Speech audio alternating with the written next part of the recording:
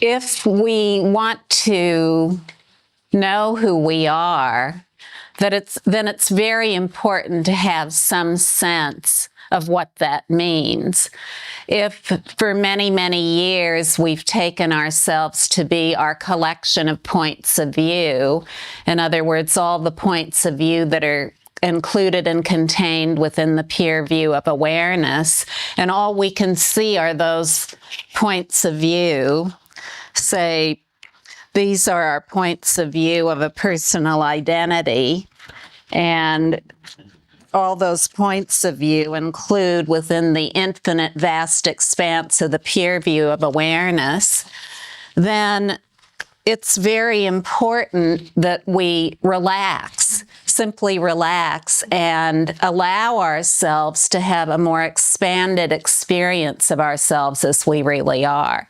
If we've taken ourselves to be a lot of different points of view and all of our awareness in every moment is swimming around in whatever those points of view are, the points of view we've learned, in other words, the belief systems and assumptions of our family, our community, our culture, and our world, then first of all, it's most important, more than anything else, to just relax. So rather than bringing in a whole bunch of additional things we need to do, additional practices we need to maintain, first of all, we need to relax. Just rest easily without seeking anything and feel the ease of our being. And in that ease of our being, we'll learn much more about ourselves as we are than any other point of view we can bring in. Once we have some ease, then we may see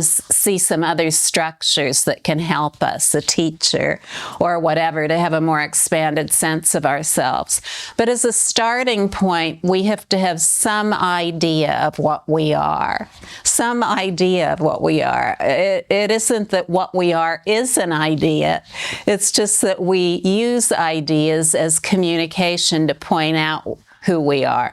And some of those words or ideas talk about what we are as an object. So a subject looking at an object that is what we are. In other words, they only talk about what we are. It's the unification of subject and object as a non-dual expanse of equalness that is doing the talking.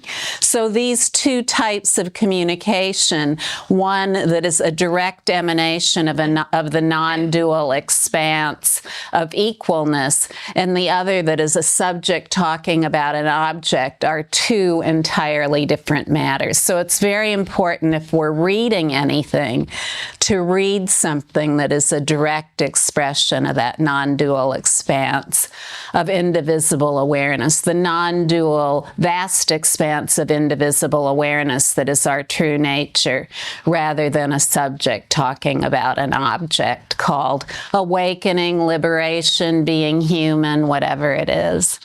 The reality of what we are, the single vast expanse of equalness, omniscient timeless awareness, vast as infinite space, has never been confined by any points of view.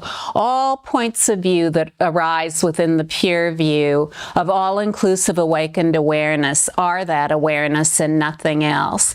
There's no point of view, no matter what it may be, that has ever existed elsewhere.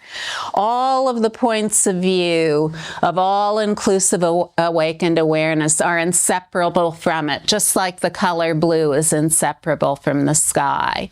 Now, we use that metaphor, the color blue being inseparable from the sky, or the vast expanse of infinite space, as symbols to give us a direct communication of what it feels like to be who we really are. If we only used a bunch of words without any symbols, that would be an incomplete communication, because symbols work on us in an entirely different way than just regular words alone without symbols. So this coupling of the two, words we can understand that are simple and direct, with symbols that direct relate to a felt sense of what we are very, very important. And for those of you who have been coming here for some time, you know that I use the same symbols over and over again. The Great Freedom Teaching uses the same symbols over and over again. And it isn't that I can't think of anything else. It's that these symbols have a great deal of power. These symbols have a great deal of power. And the more we hear them, the more there really is that tonal echo, that vibrational quality that is beyond anything that can be described, that really works on us and enlivens this feeling of spaciousness, this reality of all-pervasive spaciousness that is the reality of our being. So, you know, we can't really say anything about how we realize who we are. We can't say a single thing about it because we really don't know. We really don't know. We just know that we are who we are and that everything about our beautiful bodies, no matter what it may be, it is that all-inclusive awareness and nothing else. So awareness is dynamic energy, is awareness. No matter what that dynamic energy is, it is awareness. It's the basic space of awareness, pure space and nothing else. And there's no way we can cook that up. In other words, make ourselves feel that, make ourselves directly experience that. We can only relax and realize what already is. Realize what already is the essence of every perception. The perceptions are points of view and the awareness aren't two separate things. The awareness pure and the points of view impure. They're inseparable, originally pure from the beginningless beginning. So there's no point of view whatsoever that needs to be made pure. Everything already is pure from the beginningless beginning. So when I talk about original purity, that's what I mean.